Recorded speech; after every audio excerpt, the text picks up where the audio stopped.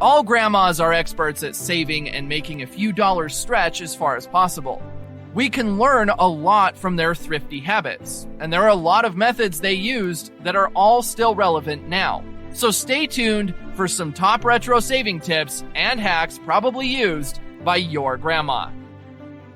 Number 5, eat out less, eat in. When was the last time you remember your grandma or any of your friends' grandma going out to eat unless it was a special occasion? People from our grandmother's eras had a tendency to avoid eating out because they often couldn't afford the pleasure. Many went months, if not years, without eating out. Most of their meals and snacks were prepared at home. Beyond saving money, it is generally healthier to cook your own meals than to purchase prepared or packed foods high in sodium and preservatives. You also have greater control over your portion size and calorie intake, so you can save both your pockets and your body a few extra pounds. You don't have to prepare all your food from scratch, but get into the habit of not dining out all the time. Save yourself some of the money you would give to Dunkin' Donuts and Starbucks by making your own breakfast at home. 4. Use cash. This next tip might be awkward for us, but it is necessary. Although the concept of credit has been around for a very long time, the first credit card was really only introduced in 1950. Credit was something that was avoided unless absolutely essential in Grandma's day, since it was much tougher to negotiate than it is today. So, if you asked your grandma for money-saving advice, she probably would advise you to think twice before using all the credit on your card or taking out a loan to buy something you don't really need. If you're shopping for the holidays or out to treat yourself, go to the ATM first. You may argue that several retailers don't accept cash anymore, but a lot still do. They only reject cash of over a certain amount for security reasons. And this is even advantageous to you because you have to keep your purchases below their acceptable cash limit. Plus, paying with cash saves you a whole lot on bank overdraft fees. Grandma probably wouldn't get something if she didn't have the money for it. And you should do the same if you want to be frugal and save money. 3. Make your own.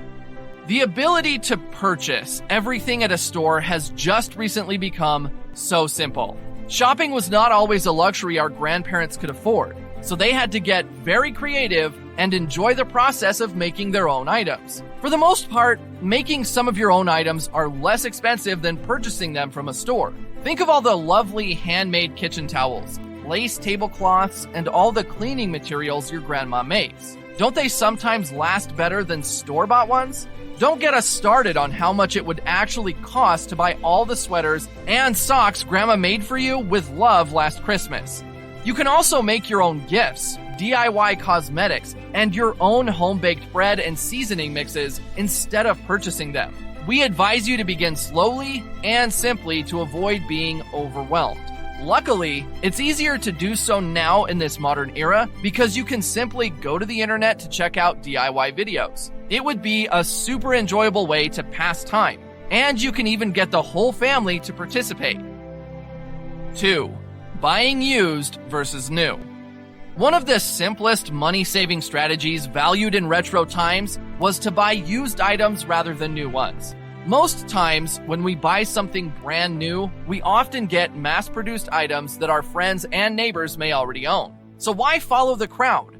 No matter what you're looking for, clothes, furniture, musical instruments, or just about anything else, you can find high-quality products for less money than you would pay if you bought it brand new. Additionally, you may even be lucky to find top-name brand accessories like purses, shoes, and clothing for a much lower price at the local thrift stores. So adopt the frugal mindset of the olden days and begin purchasing more secondhand items than new ones. Number 1, buy what you need, not what you can afford. You can save a lot of money by pausing to think, evaluate, and sometimes moving on rather than mindlessly adding every item you fancy to your shopping cart or basket. Yes, you might be able to afford another pair of jeans or a brand new car, but do you really need them? Many young people are stuck with massive mortgages and additional mortgage insurance, because they are unable to afford the required down payment on a purchase that is beyond their means. But they had to get it because it was simply perfect and their credit can take it.